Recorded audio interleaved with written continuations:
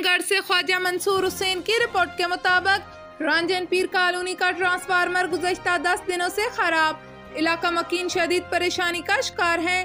وابڈا S T O خانگڑھ کو رشوت طلب کرنے سے فرصت نہیں۔ علاقہ مکینوں نے بتایا کہ وابڈا اہلکار بات ہی نہیں سنتے، جو فون کرتا ہے اسے ایس ڈی او وابڈا خانگڑھ اور دیگر اہلکار 5000 روپے رشوت کا مطالبہ کرتے ہیں۔ اہل علاقہ نے احتجاج کیا اور احتجاج میں پاکستان عوامی راج پارٹی کے سربراہ جمشید دستی نے بھی شرکت کی۔ مظاہرین سے خطاب کرتے ہوئے انہوں نے کہا کہ رنجن پیر کالونی کا ٹرانسفارمر اگر 24 گھنٹوں میں نہ لگایا گیا تو ایکس سی این وابڈا مظفر گڑھ کا گھیراؤ کریں گے۔ پاکستان پیپلز پارٹی ضلع چکوال کے سینئر رہنما اور ٹکٹ ہولڈر حلقہ N64 ملک جبار احمد چلہ، صدر راجہ تنویر گاہی، general secretary Pakistan Peoples Party تحصیل کلر کہر ملک حق نواز عوان سنبل اور صدر پیپلز اسٹوڈنٹ فیڈریشن تحصیل کلر کہر زین کی ہتار آمد، Malik Nasir Hattar deputy information secretary Pakistan Peoples Party ضلع چکوال کی عیادت کی اور ان کی جلد صحتیابی کے لیے دعا کی۔ ملک ناصر ہتار گزشتہ کچھ دنوں سے کافی علیل تھے۔ ڈسٹرکٹ پولیس آفیسر چکوال محمد بن اشرف کی زیر صدارت D P O office Chakwal میں روزانہ کی بنیاد پر کھلی کچہری کا انعقاد کیا گیا۔ ڈی پی او کا کہنا تھا کہ سب ڈویژنل پولیس افسران اور ایس ایچ اوز کو ہدایت جاری کی جا چکی ہے کہ کھلی کچہری میں آنے والے سائلین کی درخواستوں پر جلد از جلد عمل کیا جائے۔ عوام کی داد رسی اور ان کے مسائل کا فوری حل ہماری اولین ترجیحات میں شامل ہے۔ سائلین روزانہ صبح 9 تا 11 بجے تک معرفت انچارج کمپلینٹ سیل کھلی کچہری میں پیش کر سکتے ہیں۔ سانگڑھ سے ملک ارشد عوان کی رپورٹ کے مطابق رکن قومی اسمبلی حلقہ NA-238 Pakistan Peoples Party district Malir Syed Agha Rafiullah کا cantonment board Malir cantt ward number 5 سے اپنے دوست ملک زرتاش عوان کی بھاری اکثریت سے کامیابی پر انہیں مبارکباد پیش کی۔ MNA سید آغا رفیع اللہ نے مزید کہا کہ ملک زرتاش عوان مخلص، شائستہ اور خوش مزاج انسان ہے۔ وہ رنگ و نسل کی تفریق سے ہٹ کر لوگوں کی خدمت میں کوشاں رہتے ہیں۔ انہوں نے مزید کہا کہ میں امید کرتا ہوں کہ ملک زرتاش عوان وارڈ نمبر 5 کی عوام کی خدمت جاری و ساری رکھیں گے اور لوگوں کے مسائل ان کی دہلیز پر حل کریں گے۔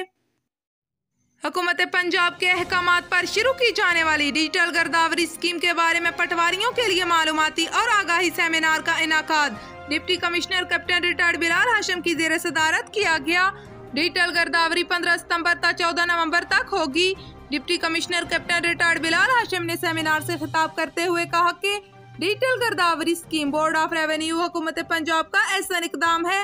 سیمینار میں ADCR Imran Bashir, assistant commissioner Chakwal Muhammad Umar Sarwar اور دیگر متعلقہ افسران بھی موجود تھے۔ مولانا شاہ احمد نورانی کی قرارداد پر منکرین ختم نبوت کو غیر مسلم قرار دیا جا چکا ہے۔ 7 ستمبر 1974 ایک تاریخ ساز دن بن گیا جب اس وقت کی اسمبلی نے مولانا شاہ احمد نورانی کی قرارداد کو منظور کرتے ہوئے قادیانیوں کو کافر قرار دیا تھا۔ وکیل شکیل قاسمی نے سیکٹر 4 نارتھ کراچی میں سالانہ مرکزی ختم نبوت سے خطاب کرتے ہوئے کہا کہ عقیدہ ختم نبوت کے تحفظ کے لیے جانوں کو بھی قربان کرنے سے دریغ نہیں کریں گے۔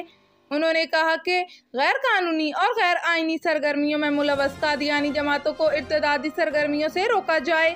اس کانفرنس سے جامعہ کراچی کے معروف اسکالر پروفیسر ڈاکٹر محمود عالم آسی، خرم جہانگیری، محمد سلیم خان قادری ترابی، مفتی عبدالرشید توسوی، جمعیت علماء پاکستان کے عبدالوحید یونس، سعید احمد بیگ اور دیگر نے بھی خطاب کیا۔ وسیلے سے میں نے زندگی کی بے شمار مشکلات، ہر مشکل میں جب بھی پڑھا یہ کلمہ بڑا کام آیا۔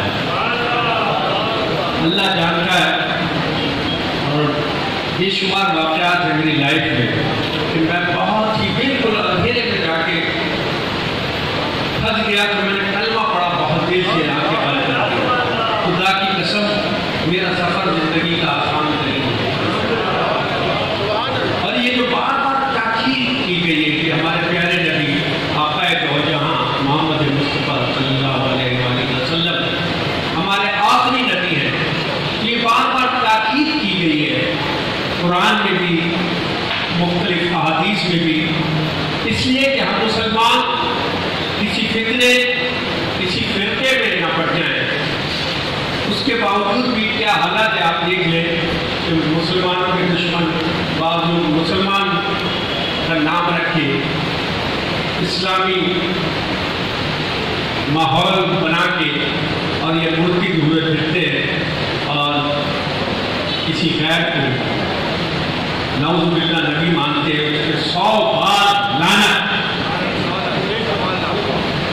जो हमारे दीन में अपने एडिशन करते हैं या हमारे नबी को आखिरी नबी नहीं मानते, हकीकत में हम सब की लानत हो उस फिरके पे भी, उन अशखास पे भी, क्योंकि हमारा ईमान ही हमारी कामयाबी है। ये कलमा ही, प्यारे नबी ही, उनकी सुन्नत पे अमल करना ही हमारी कामयाबी है और हमारा दीन मुकम्मल होता है। मैं एक बार फिर शुक्रिया अदा करता हूँ उन तमाम अहले दीन का कि जब उन्होंने आज से कोई जनाब समझ लीजिए